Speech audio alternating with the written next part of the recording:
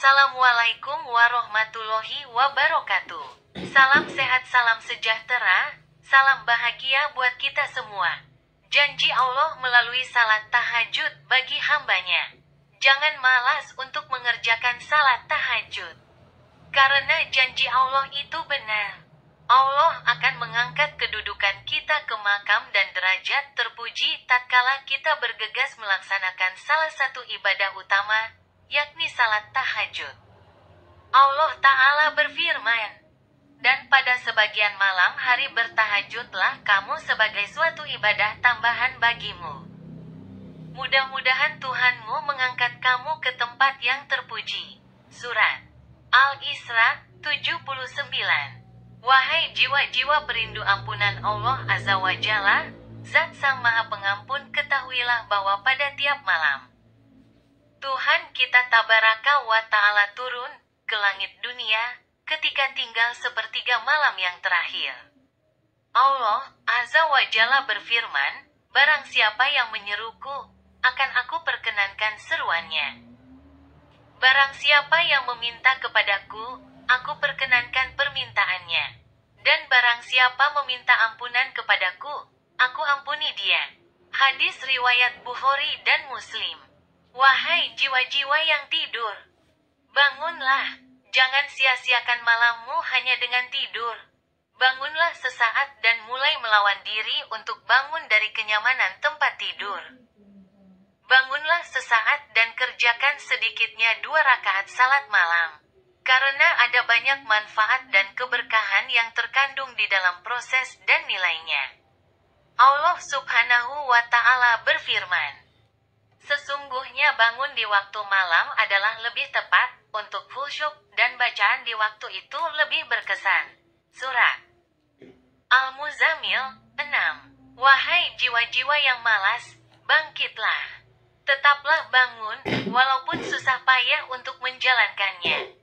Bangun dengan susah payah dan meniatkan untuk melaksanakan salat tahajud menjadi satu kemuliaan yang amat besar. Karena ini mampu menghidupkan hati yang mati, membangkitkan semangat diri dalam mengawali aktivitas pagi, mendekatkan diri pada Ilahi, menghapus dosa yang telah terjadi, serta menjadi wasilah mustajabnya doa-doa. Doa yang dipanjatkan di waktu tahajud adalah ibarat anak panah yang tepat mengenai sasaran. Imam Asy-Syafi'i, wahai jiwa-jiwa yang gelisah, bersegeralah. Setiap kali di awal hari, Allah menanti dan menunggumu, percayalah.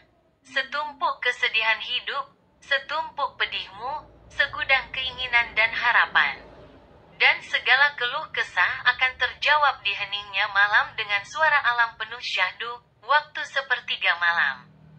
Hampiri malam-malammu dengan keheningan dalam hati, dengan iman dalam diri. Iman yang tulus dari lubuk hati mengharap ridha pada Sang Pencipta. Lakukanlah salat, seolah-olah ini adalah malam terakhir kali bagi diri. Apalagi salat tahajud, yakni salat sunnah terbaik setelah salat fardu. Dari Abu Hurairah radhiyallahu anhu, ia berkata bahwa Rasulullah shallallahu alaihi wasallam bersabda, "Puasa yang paling utama setelah Ramadan adalah bulan Allah Muharram. Dan salat yang paling utama setelah salat wajib adalah salat malam." Hadis riwayat Muslim nomor 1163.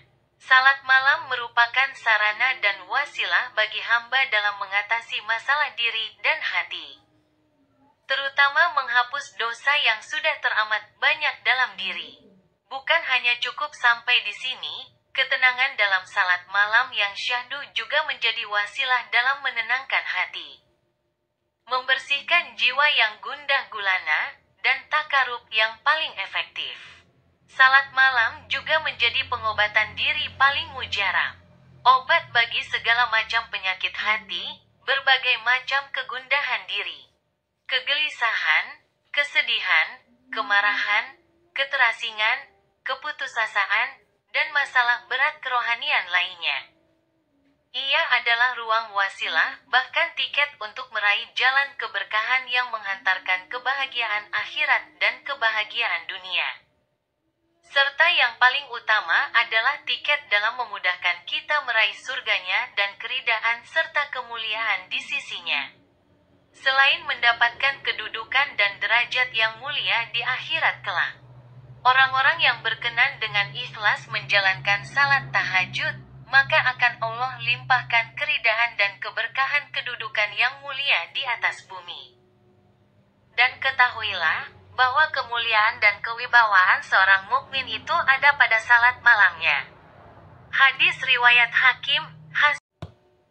Sahabatku yang dirahmati Allah Azza wa Jalla, bila kita memahami dan mengetahui keutamaan dari melaksanakan dan menjalankan salat sunnah lail atau tahajud, pasti dengan kesadaran dan mengandalkan logika sederhana, kita tidak akan rela jika harus meninggalkan salat malam.